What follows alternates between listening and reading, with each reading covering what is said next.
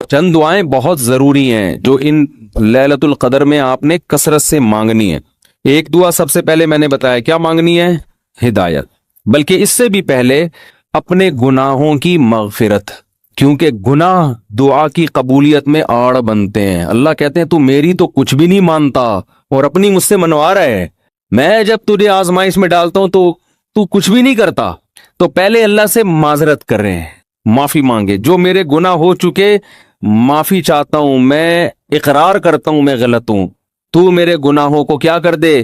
معاف۔ یہ بار بار مانگے اللہ سے، یہی ہے انک عفو تحب العفو فاعف عنا، اور دل میں نیت کریں اللہ میں تجھ سے وعدہ کرتا ہوں آئندہ میں گناہ نہیں کروں گا۔ شیطان ایسے موقع پہ کہے گا ابے تو کر لے گا، تو کیوں جھوٹے باتیں کر رہا ہے؟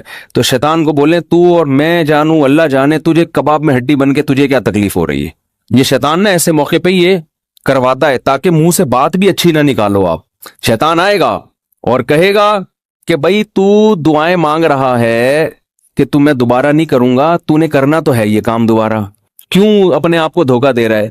تو آپ شیطان سے کیا بولو، بھائی میرا معاملہ اللہ کا معاملہ، تیرے کو بیچ میں تکلیف کیا ہو رہی ہے؟ جیسے میں جب شادی کر رہا تھا تو لوگ محلے والے کہہ رہے تھے مفتی صاحب کو کیا ہو گیا پھر تیسری شادی کر رہے ہیں، تو ایک صاحب نے کہا بھائی اپنے خرچے پہ کر رہے ہیں، لڑکی کے ابا راضی ہیں، تو آپ کو تکلیف کیا ہو رہی ہے؟ ان کے گھر والوں کو ہو تو سمجھ میں آتا ہے۔ تو یہی بات شیطان کو سمجھا دیا کریں، صحیح ہے نا؟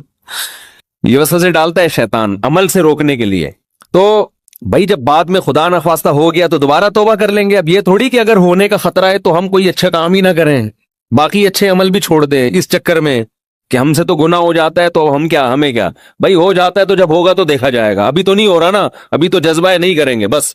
تو پہلے کیا کرنا ہے؟ گناہوں سے توبہ، اس کے بعد ہدایت کی دعا۔ سب سے بڑی ضرورت کیا ہے؟ سیدھے راستے پر چلنے کی توفیق، اس میں اپنے لیے، بیوی بچوں کے لیے، اپنے والدین اور بہن بھائی اور ان کی ازواج اور اولاد، یہ پورا بڑے بڑے رشتے کور ہو گئے اس میں، ٹھیک ہے نا؟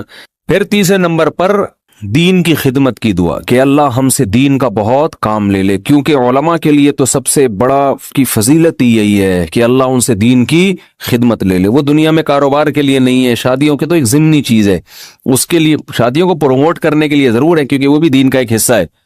تبھی ہمارے حضرت مفتی رشید احمد صاحب کہتے تھے علماء کو خود شادیاں نہ کرو، لوگوں کو ترغیب دو۔ لوگ کہتے تھے حضرت جب ترغیب کیسے دیں جب خود نہیں کرے گا، خود کرو گے تو دین کے کام کے قابل نہیں رہو گے۔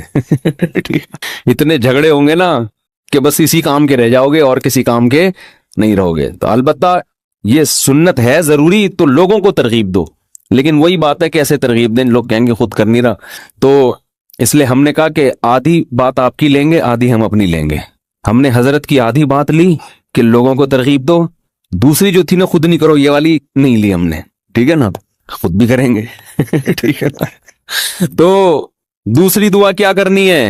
اے اللہ دین کا کام مجھ سے بہت زیادہ لے لے۔ تاجر ہے وہ بھی دعا کر سکتے ہیں دین کا کام لے لے، اللہ اس کے مال سے مدارس بنوا دے، مسجدیں بنوا دے، یتیم خانے کھلوا دے، تو کتنی بڑی بات ہے۔ چوتھی دعا عافیت کی، یہ نہ مانگا کرے اللہ مجھے مال و دولت دے دے، اے اللہ میری تنخواہ 2 کروڑ کروا دے، اس طرح کی دعائیں یہ جزیات ہیں، ہدف کو فوکس کرنا چاہیے۔ اللہم انی اسألک العفو والعافیہ، معافی چاہتا ہوں، عافیت والی زندگی، ٹینشنوں سے پاک زندگی چاہیے۔ اب وہ اللہ کی مرضی ہے، پیسہ دے کے ٹینشن سے پاک کر دے یا بغیر پیسے کے آپ کو ٹینشن فری بنا دے۔ عافیت چاہیے مجھے، فی الدین والدنیا والآخرہ، دین میں بھی عافیت، میرا دین بھی مصیبتوں سے محفوظ رہے، میری دنیا بھی اور آخرت بھی۔ وفی اہلی و مالی، میرے گھر بار بھی پریشانیوں سے محفوظ رہے، بیوی بچے بھی، و مالی اور میرا مال بھی مصیبتوں سے محفوظ رہے۔ مالوں پہ ہلاکتیں آ جاتی ہیں، فیکٹریوں کو آگ لگ جاتی ہے، تو یہ بڑی جامع دعا ہے، سمجھتے ہو؟ اس کے بعد ایک دعا اللہ سے اور مانگ لو۔ شادی شدہ آدمی کے لیے گھر ایک بڑی ٹینشن ہوتا ہے نا، وہ کہہ سکتا ہے کہ میں اللہ سے مصیبت سے پناہ مانگ رہا ہوں، تو مصیبتیں تو میں نے گھر میں خود پالی ہوئی ہیں۔ شادی شدہ لوگ، بعض لوگوں کی یہ رائے ہوتی ہے، تو یوں دعا مانگو، ربنا ہب لنا من ازواجنا وذریاتنا قرۃ اعین، اے اللہ ہمیں ہماری ازواج یعنی بیویوں اور اولاد کی طرف سے آنکھوں کی ٹھنڈک۔ یہ دعا عورت بھی مانگ سکتی ہے کیونکہ زوج کا لفظ بیوی پر بھی اور شوہر پر بھی۔ آنکھوں کی ٹھنڈک دے، इनको हमारी आंखों की ठंडक बना दे। जब हम घर आए तो खुशी हो, मेरी वाइफ बैठी हुई है माशाल्लाह, मेरे बच्चे बैठे हुए हैं, खुशी हो। ये ना हो कि जब घर आए तो पता चला बेगम मैके गई हुई है तो खुशी से पागल हो जाए आदमी जैसे कि आजकल हो रहा है। वो टिकटॉक पे आते थे ना पहले, अब तो पता नहीं, मौका ही नहीं मिलता देखने का। वो एक आदमी का दिखाया, उसकी बीवी मैके जा रही है तो वो बड़ा परेशान ना कि यार जा रही है, कुछ अफसोस हुआ, और इधर मुंह करके खुशी से नाच रहा है ठीक है ना। तो ये कंडीशन ना हो। ऐ अल्लाह हमारे घर वालों को और औलाद को हमारे लिए आंखों की ठंडक, आंखों की ठंडक का यहां मतलब यह है कि उनको नेक बना दे। उनको क्या बना दे? नेक, शरीफ, शुरफा, नमाज रोजे में लगे हुए हो, घर जाओ तिलावत का माहौल हो, दुआओं में लगे हुए हो, तिलावत कर रहे हो, तो जिसकी फितरत सही हो उसे ये अमल देखकर उसकी आंखें क्या हो जाती हैं? ठंडी। और अगर आप घर में गए, बेगम साहिबा ड्रामा देख रही हैं, सीन चल रहा है बड़ा टाइट किस्म का ना, और बच्चे भी पबजी पे लगे हुए हैं, फिल्में देख रहे हैं, म्यूजिक सुन रहे हैं, खुदा की कसम इससे आपकी आंखें ठंडी नहीं होगी। मैं लोगों से कहता हूं अपनी बच्ची को स्कार्फ पहनाओ, प्रॉपर ड्रेस पहनाओ, फिर देखो कितनी प्यारी लगेगी आपको। और आप उस स्कार्फ जो है ना, और स्कर्ट पहना दो, स्लीवलेस कपड़े पहना दो, आपको वो आंखों की ठंडक नहीं लगेगी। तो घर का माहौल दीनी हो, तहारत का, नमाज का, तिलावत का, मामूलात का। तबलीग वाले करवा देते हैं, अपनी औरतों को तबलीग में वक्त लगवाओगे तो घर में ये मामूलात शुरू हो जाएंगे। तबलीग में बड़ी जान है। बड़े बड़े लोगों को मैंने देखा है, बेगम कंट्रोल में थी, तबलीग में ले गए, सही हो गई, वो घर का माहौल बन गया। और घर का माहौल औरत से बनता है, आदमी से नहीं बनता। तो आंखों की ठंडक बना दे। वजअलना लिलमुत्तकीना इमामा, ये इसी की तफसीर है। और हमें परहेजगारों का इमाम बना। ये मतलब नहीं कि अगले इलेक्शन में हम जीत जाएं। परहेजगारों का इमाम का मतलब, इमाम तो हम हैं ही, हमारे मातहतों को परहेजगार कर दे, अच्छे लोगों के सरबराह हों हम। तो बीवी बच्चे आपके मातहत होते हैं ना, तो हमें उनको क्या बना दे? तू परहेजगार बना दे। तो ये दुआ भी बहुत इंपॉर्टेंट है। अल्लाह ने नेक लोगों की सिफात में ये दुआ भी बयान की है कि वो हमसे यूं दुआ मांगते हैं। और दो दुआएं और जल्दी से बता दूं, ये टॉपिक नहीं था, लंबा होता जा रहा है मुसलसल, इस पे मैं मुस्तकिल इंशाल्लाह बयान करूंगा। तो दो दुआएं और लैलतुल क़द्र में, और वैसे भी मामूल बनाएं। एक दुआ ये कि जहन्नम की आग से खुलासी, बार बार कुरान ये बयान करता है, जन्नत की तलब और जहन्नम की आग से खुलासी। कुरान बार बार कहते हैं हमारे नेक बंदों के दिल में जन्नत की इतनी लालच है कि रातों को उठ उठ के अल्लाह को पुकारते हैं कि अल्लाह हमें उस जन्नत का वारिस बना दे, महरूम ना करना उस जन्नत से। जिनका आखिरत पर ईमान नहीं है ना, उन्होंने जन्नत को दूसरे दर्जे पे रखा हुआ है। में भी हो सकता है जन्नत हो, मिल जाए तो ठीक है, इस तरह से मांग रहे होते हैं वो। आप मुझे बताओ, दुनिया में आपको कोई ऐसा पैकेज दिया जाए कि ये कर लो तो तुम्हें फिर उसके बदले में ये मिलेगा, इसमें 1000 गज का बंगला मिलेगा, और ऐसा बंगला होगा, करोड़ों रुपए का बंगला होगा, उसमें फिर तुम्हारी बड़ी अच्छी शादी हो जाएगी, बहुत खूबसूरत बीवी मिलेगी तुम्हें, और उसमें तुम्हारी खुराक ऐसी होगी, तुम्हारी जवानी 100 साल तक रहेगी, है भाई, और तुम्हें जनाब करोड़ों करोड़ों रुपए की गाड़ियां मिलेंगी। यानी जन्नत के 10वें हिस्से की बात अगर हमसे की जाए दुनिया में, तो मेरा ख्याल है सारा दिन उसकी तलाश और तलब के अलावा हमारा कोई काम नहीं होगा। क्योंकि यकीन है ना, इस दुनिया को देखा हुआ है, आखिरत को देखा नहीं है। तो अल्लाह ताला कहते हैं कि हमारे नेक बंदे रातों को उठ के अल्लाह से क्या मांगते हैं? जन्नत। के अल्लाह रब्बना व आतिना मा वअदतना अला रुसुलिक, अल्लाह तूने पैगंबरों की जबान से जिस जन्नत का हमसे वादा किया है, वो उस वादे से हमें महरूम ना करना, वो देना हमें जन्नत, हम मोहताज हैं उसके। वो बड़ी दिलनशी जन्नत है, ऐसा ना हो कि नेक लोग उसमें जा रहे हो और हमें उससे रोक दिया जाए। उस वक्त ये मंजर कहर बन के गिरेगा आपके ऊपर, ये बहुत बड़ी टेंशन होगी।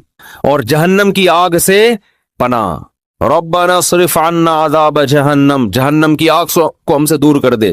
तो ये चंद दुआएं हैं जो मांगा करें पाबंदी के साथ।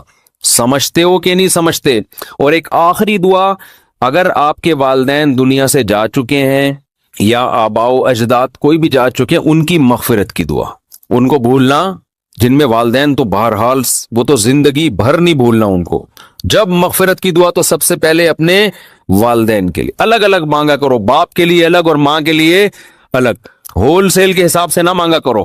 بعض لوگ ہول سے یا اللہ جتنے بھی مرحومین دنیا سے جا چکے ہیں سب کی مغفرت فرما دے، تو مرحومین میں ابا بھی آ گئے، اماں بھی آ گئے، نانی بھی آ گئی، دادی بھی، سب ہول سے دعاؤں میں ہول سیل نہیں چلتا، نام لے لے کے اس میں زیادہ خشوع و خضوع پیدا ہوتا ہے، سمجھتے ہو؟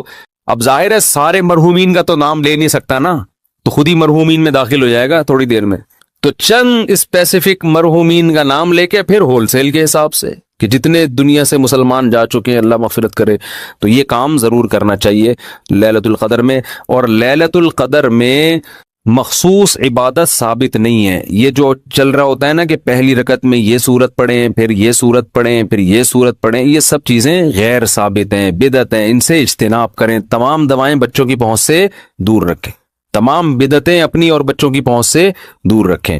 تو لیلۃ القدر میں آپ سمپل نماز پڑھیں، زیادہ سے زیادہ دعا مانگیں، اور تسبیحات ہیں، تلاوت ہے، یہ کام کریں، سمجھتے ہو؟ دوسرا، جتھے نہ لگائیں لیلۃ القدر میں، اس کو بھی لوگوں نے ایک شو بنا لیا ہے، جتھے دوست احباب مسجدوں میں ٹوپیاں پہن کے جا رہے ہیں اور پھر بیٹھے ہوئے ہیں، گپے لگ رہی ہیں، ہاں ہلا گلا چل رہا ہے، پھر چلو جی جماعت سے نماز ہو رہی ہے، ٹھیک ہے جماعت سے نماز بھی پڑھ سکتے ہیں، لیکن تراویح میں تو بڑی جماعتیں جائز ہیں، وہ تو ثابت ہے خلفائے راشدین سے، تہجد میں بڑی جماعت ثابت نہیں ہے، لہذا یہ بھی بدعت ہے۔ تراویح بھی تو ثابت ہے نا، اس میں تو جتنے پوری مسجد بھر جائے، لیکن تہجد میں اس طرح تداعی کہ اتنے لوگوں کو اکٹھا کرنا کہ قاری صاحب تہجد پڑھا رہے ہیں سب لوگ آ جاؤ، یہ نبی سے ثابت نہیں ہے، جب ثابت نہیں ہے تو جائز بھی نہیں ہے۔ تو اس لیے تہجد میں اگر کسی نے جماعت پڑھنی ہے 2-3 سے زیادہ افراد کو اکٹھا بولو نہ کرے، تاکہ زیادہ تعداد نہ ہو جائے لوگوں کی، لیکن بہتر یہی ہے کہ اپنے طور پہ پڑھیں تہجد۔ تراویح ہو گئی جماعت کے ساتھ، باقی نوافل کیسے پڑھیں؟ انفرادی میں الگ اللہ سے تعلق بنتا ہے، جماعت میں الگ تعلق بنتا ہے، تو اس میں انفرادی کو فوکس کریں۔ تو کوئی مخصوص صورتیں پڑھنا، پہلی رکعت میں یہ، دوسری میں یہ بھی بدعت ہے۔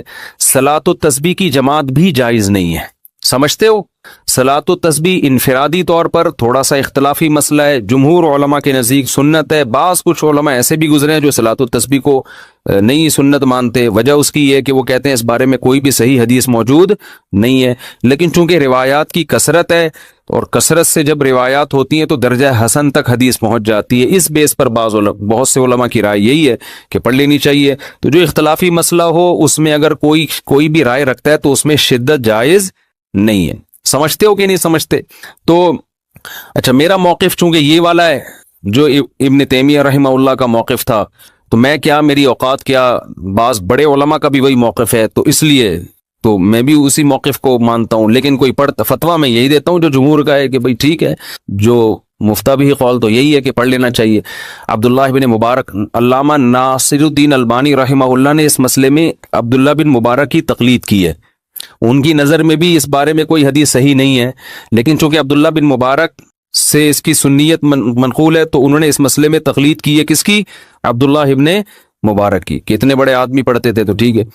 تو خیر کہاں سے لمبی بات چلی گئی، تو لیلۃ القدر میں دعائیں مانگنی ہیں اور گناہوں سے معافی، تو گناہوں سے معافی میں گناہ دماغ میں ہوں گے تو معافی مانگے گا نا، تو پہلے اپنے گناہوں کے بارے میں سوچنا بھی ہے کہ میرے اندر خرابیاں ہیں کیا۔ تو دیر آر 2 types آف خرابیوں کی کتنی قسمیں؟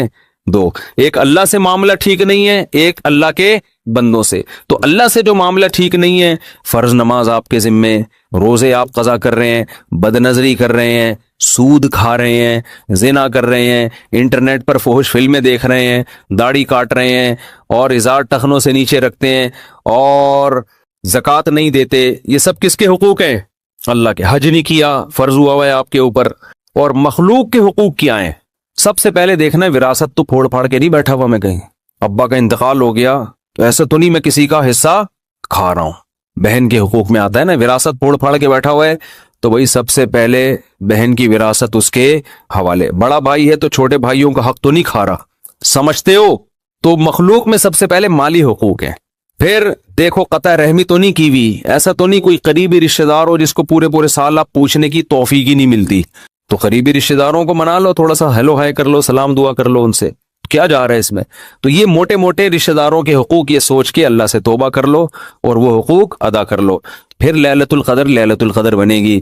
جس طرح سے آج کل لیلۃ القدر منائی جا رہی ہے نا، حالانکہ وہ منانے کی چیز نہیں ہے، لیکن جس طرح سے منائی جا رہی ہے اس طرح تو بھائی ہزاروں لیلۃ القدر آ جائیں تو کیا فائدہ، تھوڑی بہت عبادت کا ثواب تو مل جائے گا، لیکن جو فضیلت ہے، گناہوں سے توبہ کی توفیق، اور اللہ تعالیٰ فیصلے کرتے ہیں پورے سال، تو جب جو وراثت کھانے کا ارادہ کر کے بیٹھا ہوا اس کے لیے کیا فیصلے ہوں گے پورے سال، خود سوچ لو آپ۔ تو یہ تھوڑا لیلۃ القدر کے حوالے سے کچھ باتیں تھی، اللہ عمل کی توفیق دے بس اب